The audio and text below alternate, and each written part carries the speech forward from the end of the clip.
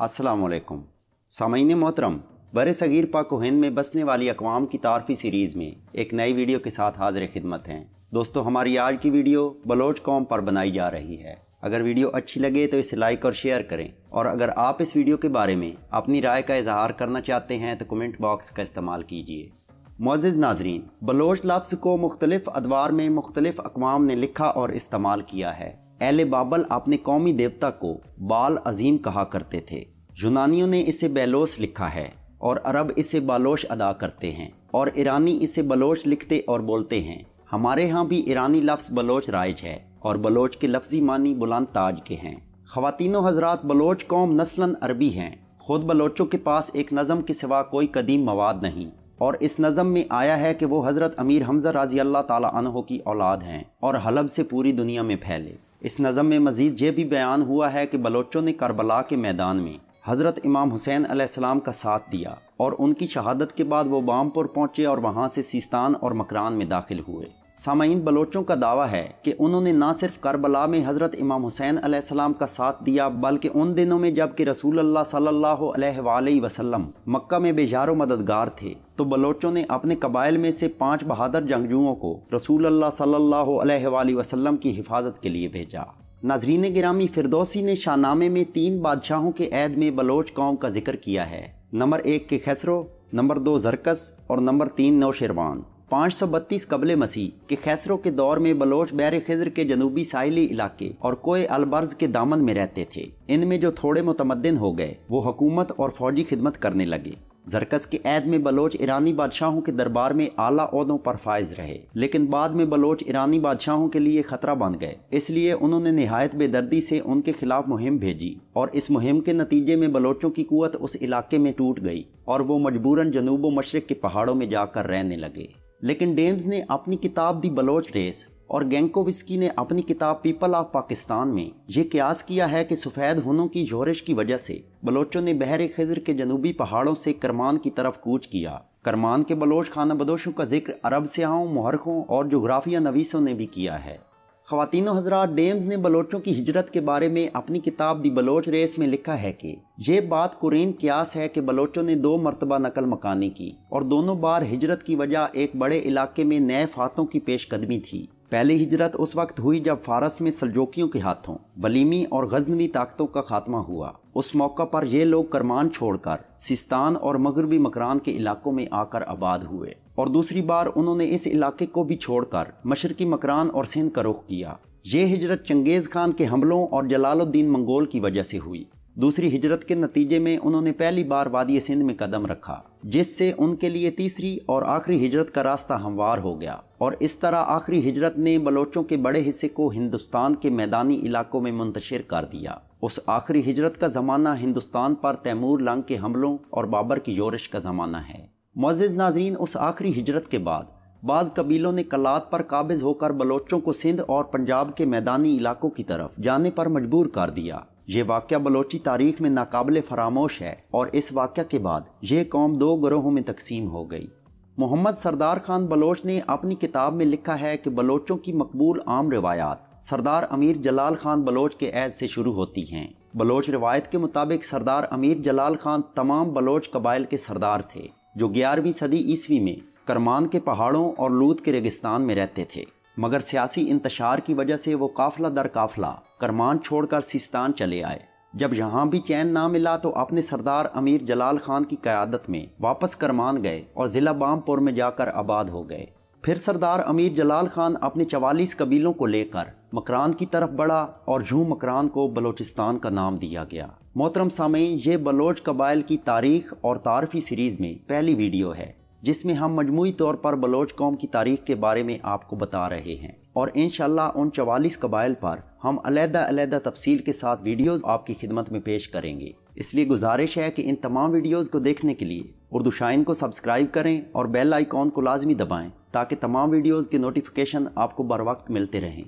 दोस्तों, अमीर जलाल खान की आमद से पहले मकरान पर मंगोल हुकूमत करते थे। जब बलोच सरदार ने उन्हें शिकस्त दी तो इस तरह मकामी आबादियों की वफादारियां भी उन्हें आसानी से मुयस्सर आ गईं, क्योंकि मकामी लोग मंगोलों के जुल्म सितम से तंग आ चुके थे। اور یہ بھی مسلمہ امر ہے کہ امیر جلال خان کی آمد سے پہلے بھی مکران میں بلوچ آباد تھے جو کہ خانہ بدوش تھے اور بھیڑ بکریاں پال کر گزارا کرتے تھے، جبکہ سردار کے ساتھ جو بلوچ مکران پہنچے وہ شہسوار تھے اور بہت منظم بھی تھے۔ سردار جلال خان نے مکران میں اپنی حکومت قائم کر کے ان تمام خانہ بدوش بلوچ قبائل کو اکٹھا کر کے انہیں قومیت کا احساس دیا اور قبائلی نظام کو مضبوط بنیادوں پر استوار کیا۔ سردار امیر جلال خان بلوچ کے 4 بیٹے تھے جن کے نام رند، کورائی، لاشار اور ہوت تھے، اور آگے چل کر ان 4 بیٹوں کے نام سے مزید 4 قبیلے وجود پذیر ہوئے۔ خواتین و حضرات، 15ویں صدی عیسوی تک بلوچ اس علاقے میں اپنے پنجے مکمل طور پر گاڑ چکے تھے۔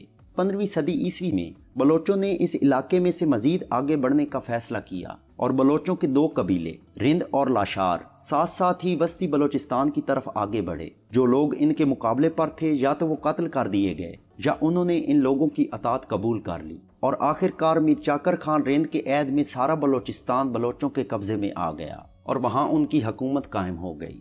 میر چاکر خان رند جو کہ بلوچ نسل کے عظیم سپوت تھے، ان کا شجرہ نسب کچھ اس طرح سے ہے: سردار میر چاکر خان رند بن سردار امیر شہک رند بن سردار امیر اسحاق رند بن سردار امیر کالو رند بن سردار امیر رند اور بن سردار امیر جلال خان بلوچ تھے۔ معزز ناظرین، میر چاکر خان رند یا چاکر اعظم صرف ایک نام یا شخصیت نہیں بلکہ بلوچوں کی تہذیب و ثقافت، تاریخ و تمدن، معیشت و معاشرت، اخلاق و عادات، بہادری و جوانمردی، جوش و جذبہ، گفتار و کردار، اثار و قربانی، افعائے عید اور انتقام کا نام ہے۔ سردار میر چاکر رند خود بھی بہادر تھے اور صرف بہادر دوستوں کو ہی نہیں بلکہ بہادر دشمنوں کو بھی قدر کی نگاہ سے دیکھتے تھے، اور میر چاکر کا قول ہے کہ بہادروں کا انتقام بھی مجھے پیارا ہے جو میرے اونچے قلعوں پر حملہ کرنے کی ہمت رکھتے ہیں۔ دوستو، میر چاکر خان مکران کے قیام کے دوران اپنی ابھرتی جوانی میں ہی قوم میں مقبول ہو گئے اور قلات پر حملے کے دوران بہادری کے وہ جوہر دکھائے کہ لوگ انگشتے بدنداں رہ گئے۔ چاکر اعظم نے خزدار فتح کیا، درہ مولا پر قبضہ کیا اور پھر کچھی کے میدانوں کو فتح کر کے قبضہ کرنے کے بعد سبی کو فتح کیا۔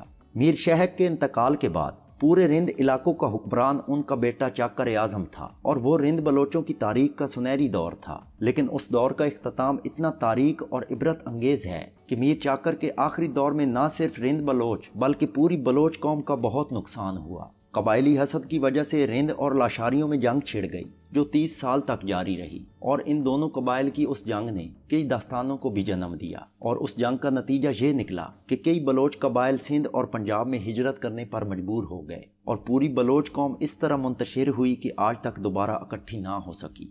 دوستو، رند اور لاشاریوں کی اس جنگ کے متعلق انشاءاللہ ہم ایک علیحدہ ویڈیو بنائیں گے۔ خواتین و حضرات، میر چاکر کا دور بلوچوں کا عروج اور خوشحالی کا دور تھا، اور آج بھی بلوچ قوم کا اجتماعی طور پر ہیرو میر چاکر رند ہے، اور آج بھی تمام بلوچ قومیں میر چاکر خان رند کا نام عزت و احترام سے لیتی ہیں۔ میر چاکر کہتے تھے کہ مرد کا قول اس کے سر کے ساتھ بندھا ہے، سچ بولنا بلوچوں کا شیوا ہے اور جھوٹ ایمان کی کمزوری کی نشانی ہے۔ بلوچ لوگ بالخصوص رند بلوچ عورتوں اور بچوں پر کبھی ہاتھ نہیں اٹھاتے۔ مہمان اور مہمان نوازی بلوچ معاشرے کا ایک لازمی حصہ ہے اور مہمانوں کو خدا کی نعمت سمجھتے ہیں۔ سامعین، بلوچوں کا ذکر شہنشاہ بابر کی خود نوش تذکرہ بابری اور ہمایوں نامہ، جو کہ شہنشاہ ہمایوں کی بہن گل بدن بیگم کی تحریر کردہ ہے، اس میں بھی موجود ہے۔ شہنشاہ بابر نے لکھا ہے کہ میں نے حیدر علمدار کو بلوچوں کی طرف بھیجا۔ بھیرے اور خوشاب سے دوسرے دن بلوچ گھوڑے کی ڈالی لے کر آئے اور اطاعت کا وعدہ کیا۔ سن 1539 کو ہمایوں نے شیر شاہ سوری سے چونسا کے مقام پر شکست کھائی اور دشت نوردی کے عالم میں اکاڑا کے قریب ستگرہ کے مقام پر پہنچا، جہاں پر میر چاکر خان کے امیر بخشو خان نے شہنشاہ کو غلے کی 100 کشتیاں امداد کے طور پر دیں۔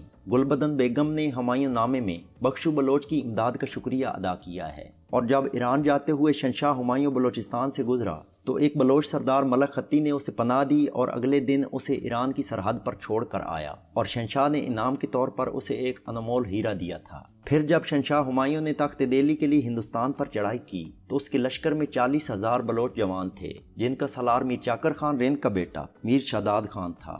خواتین و حضرات، بلوچستان اور سندھ کے علاوہ پنجاب کے اکثر علاقوں میں بلوچ کثرت کے ساتھ آباد ہیں، جن میں ان کی زیادہ تعداد جنوبی پنجاب میں ہے۔ اس کے علاوہ بلوچ ساہیوال، اکاڑا، جھنگ، بھکھر، میاں والی، سرگودا، خوشاب، فیصل آباد، پنڈادن خان، چکوال، تلگنگ، اٹک، فتح جنگ، راولپنڈی اور اسلام آباد میں کثیر تعداد میں موجود ہیں، اور بلوچ قوم سب سے زیادہ بہادر اور دلیر قوم مانی جاتی ہے۔ मुअज़्ज़िज़ सामीन, बलोच कबाइल की मादरी ज़बान बलोची है।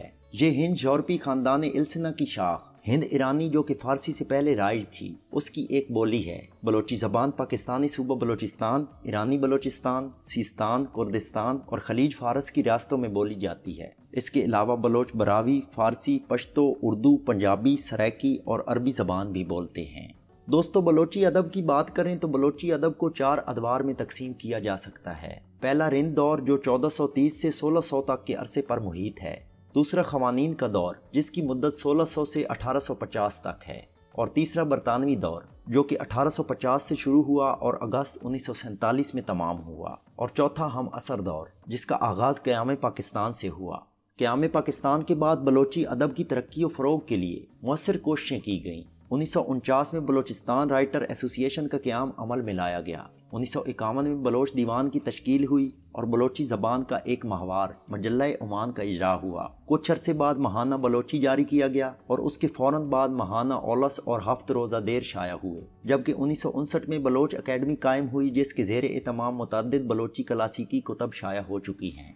नाज़रीन, बलोच यौम सकाफ़त हर साल 2 मार्च को Pakistan, Iran, Afghanistan, Dubai, Muscat, Bahrain, Saudi Arabia और भारत में शायान शान अंदाज में मनाया जाता है। इस दिन बलोच मर्द, ख़वातीन और बच्चे अपने रवायती लिबास में मलबूस रंगारंग रैलियाँ निकालते हैं और एक जश्न का समा होता है। इस मखसूस दिन की तैयारी भरपूर अंदाज से होती है ताकि दुनिया के सामने बलोच सकाफ़त को ज़बरदस्त तरीके से पेश किया जाए। बरतानवी और फ्रांसीसी माहिरीन आसार कदीमा की सर्वे टीमों ने बलोच सकाफ़त को दुनिया में एक मुनफरिद, मखसूस और दूसरी कदीम सकाफ़तों के मुकाबले में मजबूत सकाफ़त करार दिया है। नाज़रीन, अगर बलोचों के लिबास की बात करें तो बलोची ख़वातीन अपने हसीन व जमील मलबूसात खुद तैयार करती हैं। बलोची लिबास अपनी खूबसूरत कढ़ाई और डिज़ाइन के बायस बहुत कीमती और मशहूर हैं। बलोच ख़वातीन के साथ साथ बलोची मर्द भी अपना रिवायती लिबास ज़ेब-ए-तान करते हैं। मर्दों की मकबूल पोशाक में पगड़ी, ढीली चौड़े घेर की शलवार और घुटनों से नीची ढीली कमीज शौक से पहनी जाती है।